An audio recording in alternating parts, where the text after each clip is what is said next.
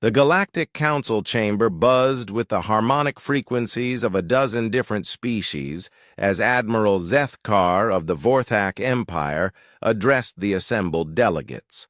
His crystalline exoskeleton caught the artificial starlight, refracting it into prismatic patterns that danced across the amphitheater's walls.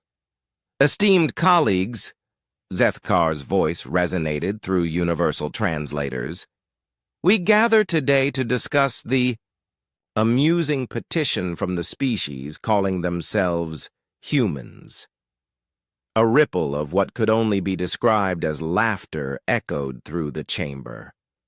The Nexari delegation's bioluminescent patches flickered in patterns of mirth, while the gaseous Etherians pulsed with chromatic amusement. Even the stoic Corvin representatives allowed their metallic features to shift into approximations of smiles. "They wish to join our defensive coalition," Zethkar continued, his tone dripping with condescension. "These bipedal mammals barely, 3 centuries into space travel, believe they can contribute to our military might." High Counselor Yethis of the Nexari floated forward, her translucent form shimmering. "Have you seen their weapons specifications, Admiral? Chemical propulsion, metal projectiles. They still use explosive compounds for warfare." Her bioluminescent patches pulsed brighter with each word. "It's positively primitive." The human delegation sat in the lower tier, a mere 5 representatives in a chamber designed for hundreds. Captain Sarah Chen, Earth's military attaché, maintained her composure despite the obvious mockery. Beside her, Ambassador Harrison's jaw tightened, but his diplomatic training kept him silent. "Their largest vessel," interjected War Master Korveth, his mechanical voice grinding like grinding gears, "masses less than our scout ships. They possess no energy shields, no plasma cannons, no quantum torpedoes. What could they possibly offer?" Zethkar gestured toward the humans with one of his 4 arms. "Perhaps our guests would like to demonstrate their capabilities? We have arranged a small exhibition in the training grounds." Captain Chen stood slowly, her uniform crisp despite the day's humiliations. "We accept your challenge, Admiral." The training ground was a massive sphere, its walls capable of simulating any environment. The assembled alien dignitaries watched from observation decks as a squadron of Vorthak interceptors materialized in the simulation, sleek angular craft bristling with energy weapons and protected by shimmering force fields. "Your target," Zethkar announced, "is to disable just one of our training drones, surely not too difficult for Earth's finest." The human ship that materialized was laughably small by comparison. A modified fighter craft called the Peregrine. Its hull was matte black, angular but crude-looking compared to the flowing lines of alien technology, no visible weapons beyond what appeared to be primitive missile pods. "This should be entertaining," Yethis whispered to her aide, her patches dimming to a soft mockery. The simulation began. The Vorthak drones moved with liquid grace, their energy weapons painting the space with brilliant beams. The human craft seemed sluggish, almost primitive as it maneuvered.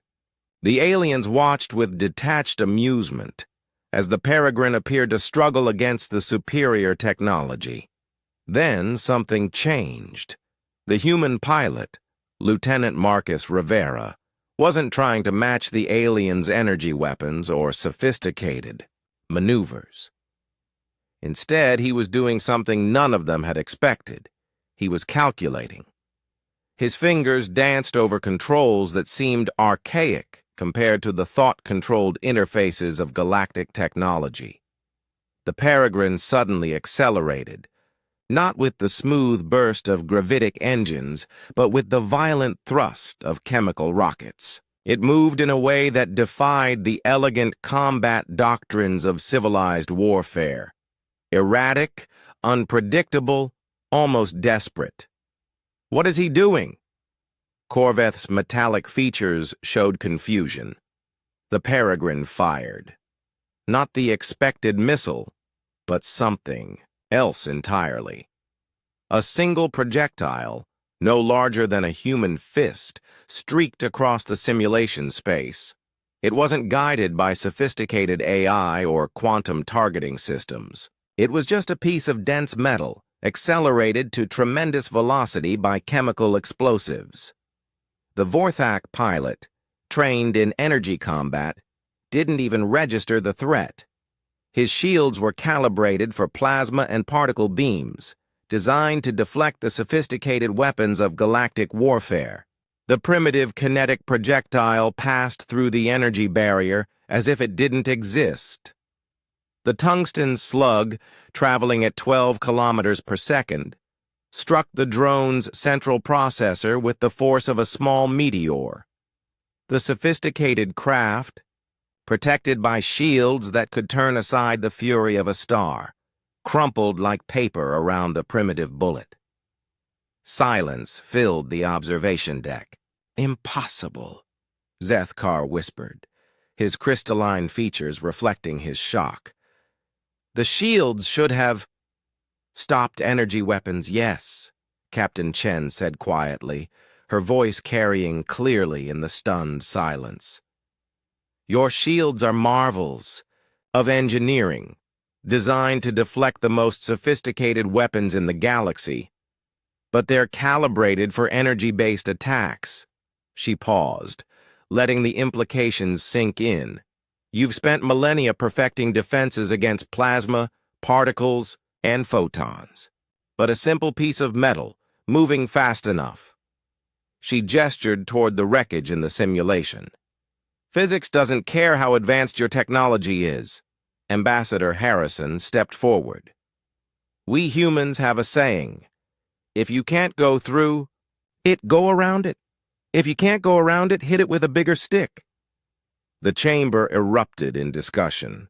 Delegates who had been dismissive moments before now huddled in urgent conferences. The implications were staggering. Every ship, every station, every defensive installation in the galaxy was suddenly vulnerable to weapons that could be manufactured in any basic industrial facility. Zethkar's four arms trembled slightly. But this is barbaric, primitive." "Effective," Chen corrected. "You've evolved beyond what you consider crude weapons. We've perfected them." High Counselor Yethis floated closer, her bioluminescent patches now dim with concern. "Are you suggesting that your entire military doctrine is based on kinetic weapons?" "Among other things," Chen replied. "We've had to be creative. When everyone else has force fields and energy weapons, you learn to think differently." The human delegation was escorted to a private chamber while the council debated.